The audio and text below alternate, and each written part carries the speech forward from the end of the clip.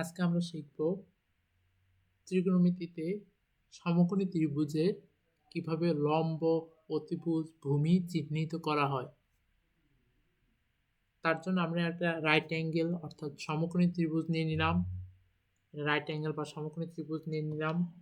সমকোণী ত্রিভুজকে আমরা A B C দ্বারা চিহ্নিত করলাম। এখন সমকোণী ত্রিভুজের মধ্যে একটি কোণকে সূক্ষ্মকোণ আলফা হিসাবে চিহ্নিত করা হলো। অতিভুজ নির্ণয়ের জন্য সমকোণের বিপরীত বাহু এবি, সমকোণের বিপরীত বাহু এবি কে বলা হবে অতিভুজ। সমকোণের বিপরীত বাহু, সমকোণ হচ্ছে সি, সি কোণের বিপরীত বাহু হচ্ছে এবি, এবি কে বলা হবে তাহলে অতিভুজ। অতিভুজ আর সূক্ষ্মকোণ হচ্ছে আলফা কোণ বা এ কোণ। সূক্ষ্মকোণের বিপরীত বাহুকে বলা হবে লম্ব। সূক্ষ্মকোণের বিপরীত বাহু হচ্ছে বিসি বাহু, বিসি বাহুকে বলা হবে লম্ব। আর সূক্ষ্মকোণ গঠনকারী অপর বাহুকে বলা হবে ভূমি। সূক্ষ্মকোণ গঠনকারী অপর বাহুকে বলবো আমরা ভূমি। তাহলে আমরা সংক্ষেপে বলতে পারি যে সমকোণের বিপরীত বাহু সমকোণ সি এর বিপরীত বাহু এবি বাহু হচ্ছে অতিভুজ। সূক্ষ্মকোণ আলফা বা এ কোণের বিপরীত বাহু হচ্ছে লম্ব। সূক্ষ্মকোণের বিপরীত বাহু লম্ব এবং সূক্ষ্মকোণ গঠনকারী অপর বাহুটা হচ্ছে ভূমি। সূক্ষ্মকোণ গঠনকারী একটি বাহু হচ্ছে অতিভুজ, অপর বাহুটা হবে তাহলে ভূমি।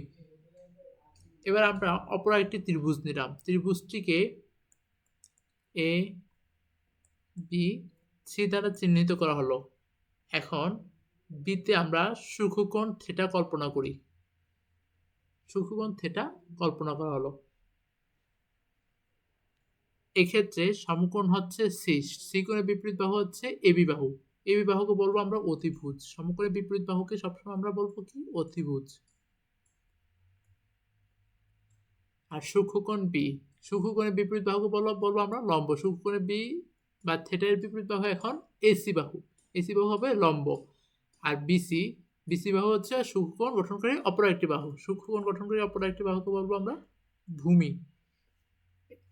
এখন ত্রিভুজ এবিসি, এই ত্রিভুজের বেলায় অতিভুজ কোনটি? অতিভুজ হচ্ছে এবি, এবি বাহু হচ্ছে আমাদের অতিভুজ। লম্ব হচ্ছে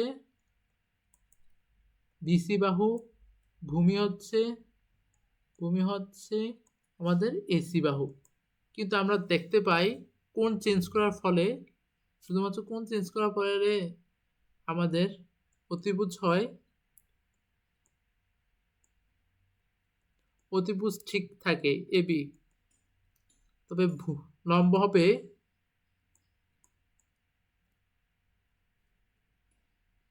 হবে এসি বাহু। এটার ক্ষেত্রে হচ্ছে বিসি বাহু, কিন্তু এর ক্ষেত্রে হবে এসি বাহু। আর ভূমি হবে বিসি বাহু। লম্ব ও ভূমি পরস্পর উল্টে যায়। এখন থেকে আমরা এই পদ্ধতিতে কোনো সমকোণী ত্রিভুজের অতিভুজ, লম্ব ও ভূমি চিহ্নিত করব। সংক্ষেপে বললে অতিভুজ হচ্ছে ওই বাহু যে বাহু সমকোণের বিপরীতে অবস্থিত, অর্থাৎ সমকোণের বিপরীত বাহুই অতিভুজ। সূক্ষ্মকোণের বিপরীত বাহু লম্ব এবং সূক্ষ্মকোণ গঠনকারী অপর বাহু হচ্ছে ভূমি। আজকে এই পর্যন্তই।